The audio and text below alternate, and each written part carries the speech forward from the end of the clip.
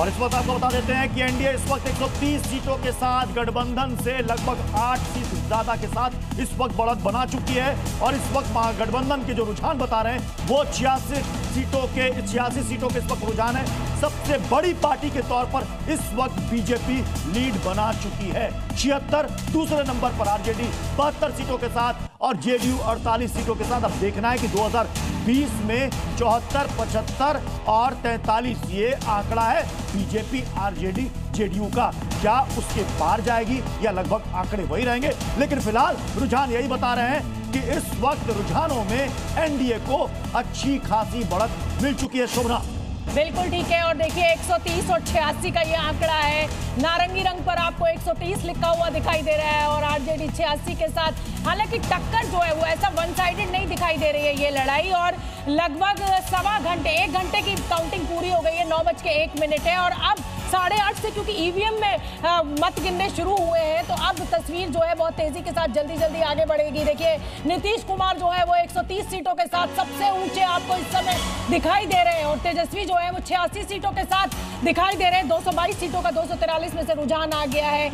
RJD और BJP के बीच ये सबसे बड़ी पार्टी बनने की जंग लगातार जारी है। फिलहाल बीजेपी जो है वो सबसे बड़ी पार्टी दिखाई दे रही है। ये देखिए विधानसभा की तस्वीर हम इस समय आपको दिखा रहे हैं और विधानसभा में अगर हम बड़ी पिक्चर देखें तो बीजेपी जो है यानी गठबंधन जो है एनडीए गठबंधन वो 131 सीटों के साथ फिलहाल बनता हुआ यहाँ पर सरकार दिखाई दे रही है। प्रत्युष जी हाँ, और इस बीच देखिए अब दावे भी सामने आने लगे हैं। विजय सिन्हा की तरफ से कहा गया है कि जो हमने दावा किया था वो दावा हमारा सच साबित हो रहा है। वो ये भी कह रहे हैं कि जो एग्जिट पोल ने बताया था लगभग देखिए रुझान वही बता रहे हैं। हम दर्शकों को आपको एक बार फिर से बता देते हैं कि ये रुझान है, ये अभी नतीजे नहीं है। बछवाड़ा से बीजेपी के सुरेंद्र मेहता आगे चल रहे हैं।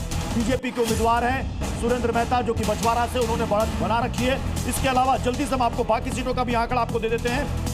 अगियाओं से सीपीआई एमएल के शिव प्रकाश रंजन आगे हैं। जगदीशपुर से जेडीयू के श्री भगवान सिंह कुशवाहा आगे चल रहे हैं। तरारी सीट से भाजपा के विशाल प्रशांत आगे चल रहे हैं जिन्होंने पिछली बार 2024 में उपचुनाव में जीता था। इस सीट को बीजेपी के खाते में डाला था।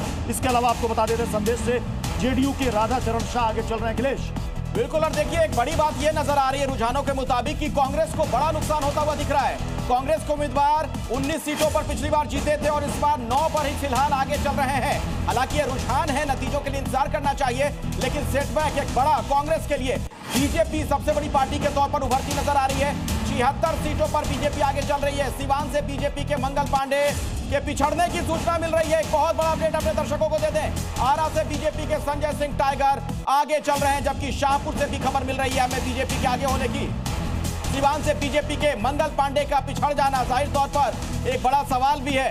वहां एक ये अप्रत्याशित नतीजा आ सकता है।